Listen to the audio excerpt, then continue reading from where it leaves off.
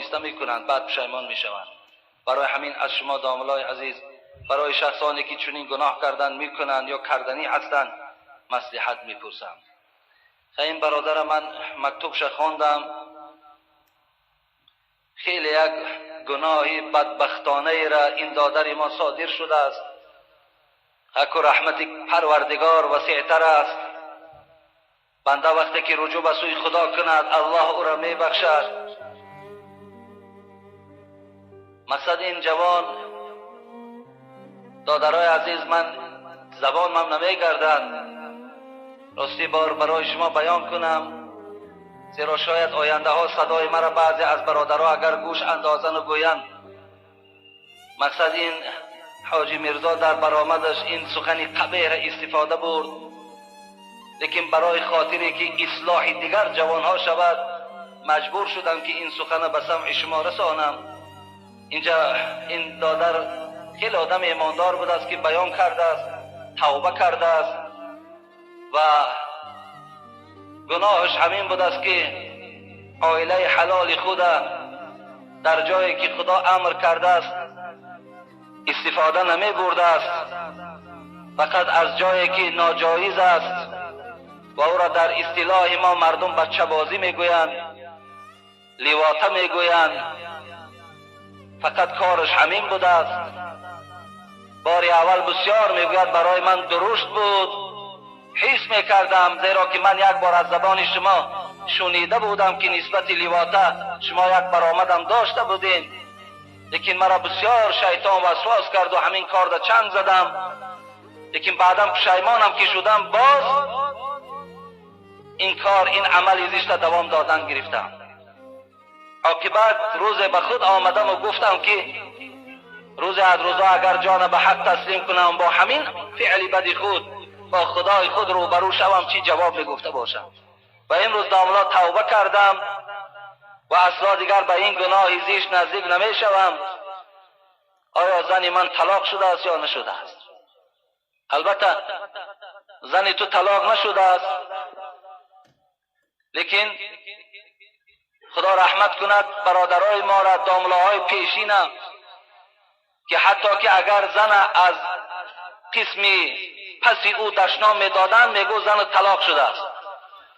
ببین به خاطر چی میگفتن؟ به خاطر که این عمل بسیار عمل بد دیده شده در نزد خداست. ولی با کردنش کو انسان چقدر مرتکب گناه شود و دشنام دادن انسان در نزد پروردگار در یک گناه کلان چنگ میزند. و این خاطر دادر عزیز و کسانی که اگر خدای نکرده مبتلای این عمل باشند، حتی یک برادرم اون روز به من زنگ زد، جوان بود به خدا قسم، گفت که خواهش دارم همین سوالم برای من جواب گو که هر دو مثال گویم دو رفیقی بودند که با یکدیگر این عمل زشت در پنهانی انجام میدادند. داملا چیکار کنیم؟ اگر توبه کنیم از صدق خدا ما را میبخشد یا نمیبخشد؟ از صدق توبه کنیم دادرای عزیز، خدا میبخشتان. خداوند این عیبه که هم شرمندگی و دنیا و آخرت است، اگر تو از صدق توبه کنی خداوند روز قیامت این عیب تو را پرده پوش میکنه، برای کسی خبرش نمیدهد، به شرطی که اگر تو از صدق توبه کنی دادر عزیز.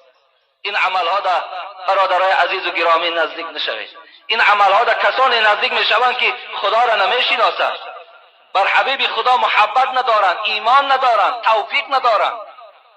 آدم ایماندار و آدم خدا ترس و آدم مسجدی اگر به این عمل چند زند، حساب کنید که عذاب شما 10 چند و 100 چند در پیش خدا است.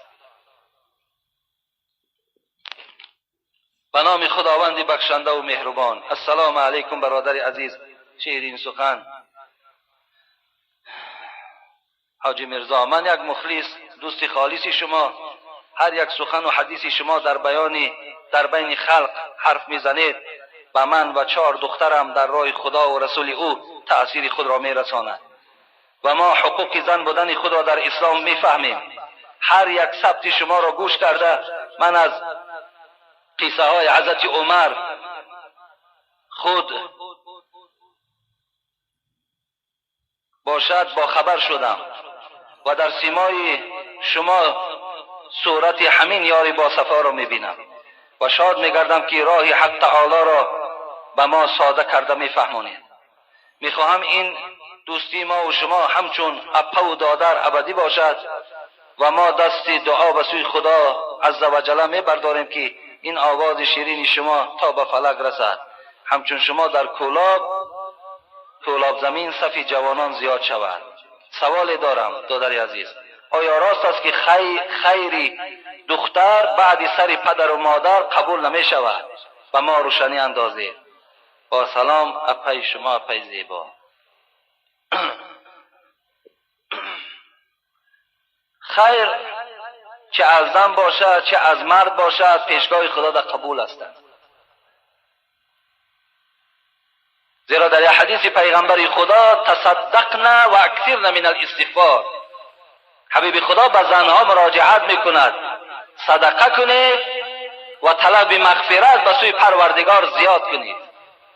مقصد اگر شما زنهای با شوهر باشین، هر خیری که از خاندان شوهر میخواهید کنید با اجازت شوهر کنید، انشاءالله ثوابش هم به شوهر تو هم به شما میرسد. اگر به شوهر باشید شما شرایطاتان میرسیدگی باشد، پدرت میگذارد مادرت میگذارد با که ندارد، شما صدقه کنید، صدقه شما را خدا قبول میگرداند. این معنی ندارد که زنی که بی پدر باشد و بی مادر باشد صدقه او قبول نمیشد، نه، بلکه زنی که اگر صاحب عیال باشد و شوهر ندارد لیکن دستی رسان ندارد، خرج کرده و مردم اگر برای روح شوهرش صدقه کند، انا این صدقه در پیشگاه خدا هیچ ارزش ندارد. زیرا اون مبلغی که برای دیگرها میکنی برای همون فرزندها تا تربیه فرزند، شکم فرزند خودت صرفش کن، انشاءالله پیشگاه خدا در تو اجر پاداش میگیری. نمازهای قضایی گذشته را با سوره خواندن لازم یا اینکه بی سوره اگر 4 رکعته باشد؟ این چنین نماز ویتری واجب. سوره های نمازهای قضایی گذشته را مثل خودش خوانید، همون 4 رکعتش 2 تا به سوره 2 تا بی سوره، 3 رکعته ها را 2 تا به سوره 1 تا بی سوره، چه از ویتری واجب هم که باشد. فقط اینجا در به سوره گفتن زمانی که آدم میگه اگر یادش قضایی داره، مقصد سال گم کردگی است، وقت گم کردگی است، اینجا بعد خدا رحمتش کنه صاحب فتاوای خلاصه را میگه که به سوره خوانند، اگر مثال زیادی هم که خواندن همه وقت نماز نافله به سوره می شود، زیادی خوان از نافله حساب می شود. این هم در پیشگاه خدا باز گویم که فضیلت و بزرگی این آدم بلند می عز و جل می برداریم که این آواز شیرین شما تا به فلک رسد، همچون شما در کولاب زمین صف جوانان زیاد شود.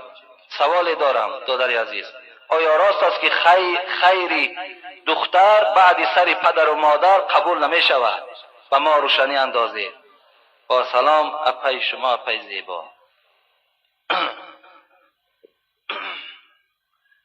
خیر چه از زن باشد چه از مرد باشد پیشگاه خدا در قبول هستند.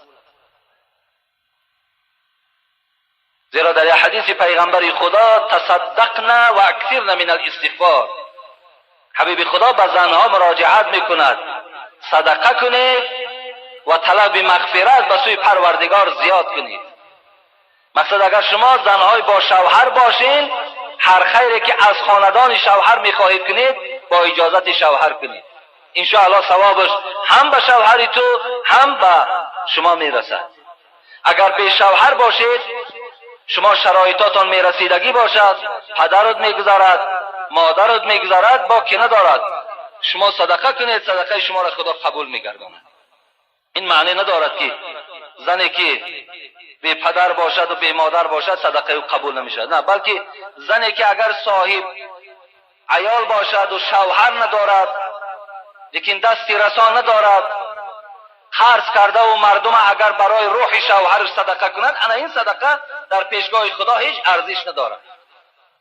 زیرا اون مبلغی که برای دیگرها میکنی برای همون فرزندها تا تربیه فرزند، شکم فرزند خودت صرفش کن، انشاءالله پیشگاه خدا در تو اجر پاداش میگیری. نمازهای قضایی گذشته را با سوره خواندن لازم یا اینکه بی سوره اگر 4 رکعته باشد؟ این چنین نماز ویتری واجب. سوره های نمازهای قضایی گذشته را مثل خودش خوانید، همون 4 رکعتش دو تا به سوره، دو تا بی سوره، 3 رکعت ها را دو تا به سوره،